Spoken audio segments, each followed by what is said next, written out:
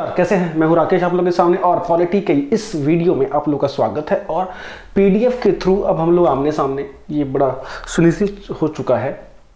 बड़ी मेरी कोशिश थी कि किसी तरह हम लोग पीडीएफ को कैसे डिस्कस करके पढ़ें ताकि चीज़ें ज़्यादा आसान हो और ज़्यादा से अच्छी चीज़ हम डिस्कस कर सकें, क्योंकि हमेशा से फेस टू फेस इंटरेक्शन इस चैनल पे हमेशा होता था। और इसी के तहत अब ये डिजिटल बोर्ड आप लोगों के सामने है, आप लोगों का डिजिटल बोर्ड। और चलिए शुरू करते हैं, यहीं से कुछ इंपॉर्टेंट पॉलिटी क्वेश्चन डिस्कस करते हैं और उम्मीद करता हूँ कि अब हमारा इंटरेक्शन ज़्यादा बेहतर होगा। ये सभी क्वेश्चन आने वाली जो यूपी ट्रिपल एससी की परीक्षा है उसके लिए अत्यंत इंपॉर्टेंट है और आगामी जितने भी वनडे एग्जाम है उसके लिए बहुत इंपॉर्टेंट है। तो चलिए शुरू करते हैं।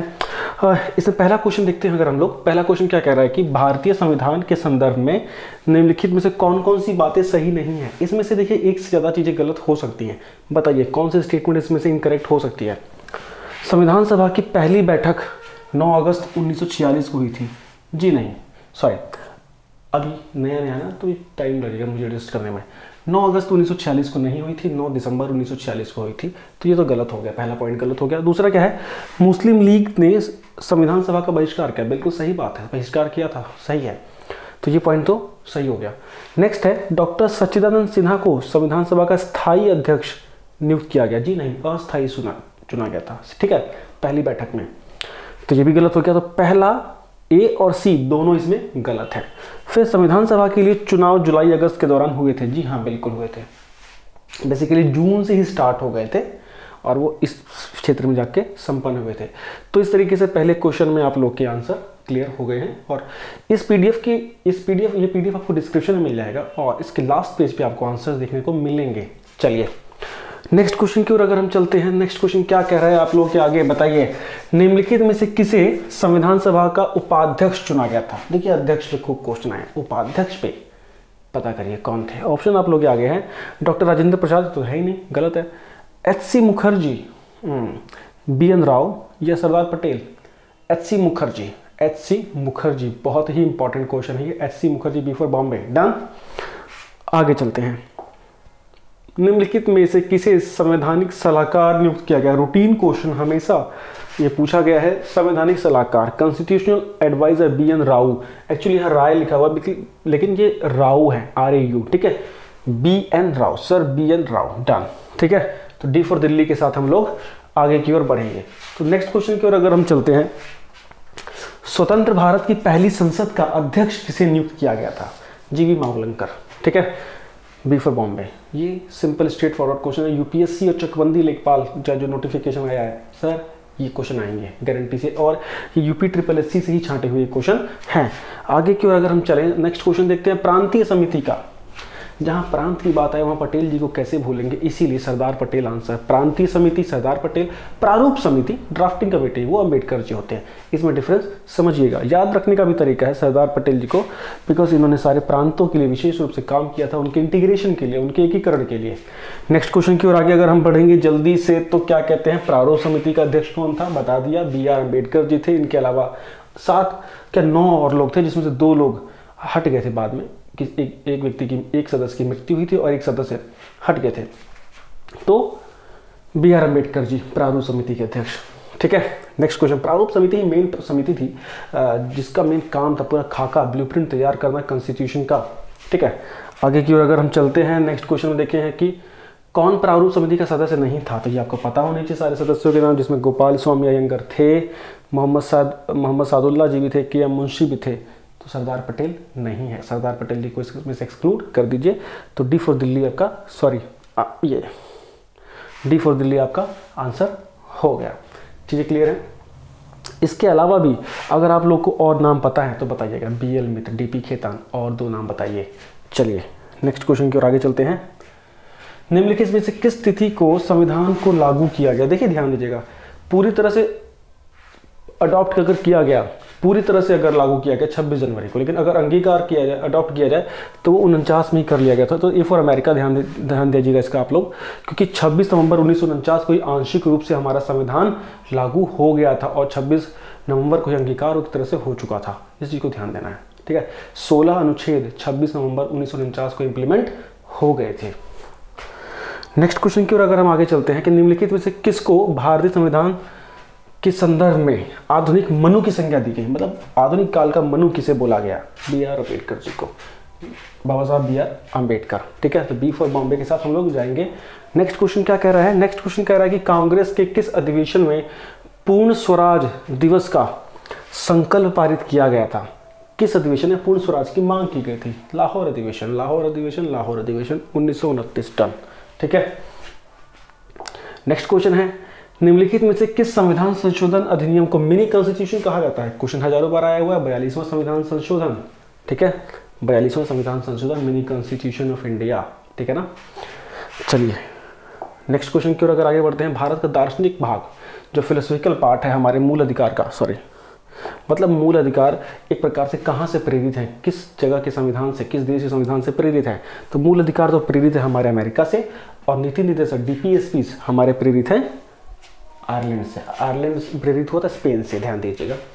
और ऑप्शन सी के साथ आप लोग जाएंगे, बिल ऑफ राइट। अमेरिका में इसको बिल ऑफ राइट बोला गया, फंडामेंटल राइट को। भारत में इसको मौलिक अधिकार बोला गया है। चलिए नेक्स्ट क्वेश्चन है, देखिए फंडामेंटल राइट और नीति निर्देशक सिद्धांत में क्या बेसिक डिफरेंस है, ये आप लोग कमेंट बॉक्स में मुझे बताएंगे। चलिए नेक्स्ट क्वेश्चन की ओर अगर आगे चलते हैं, तो निम्नलिखित में से कौन सी भारतीय शासन व्यवस्था की विशेषता नहीं है?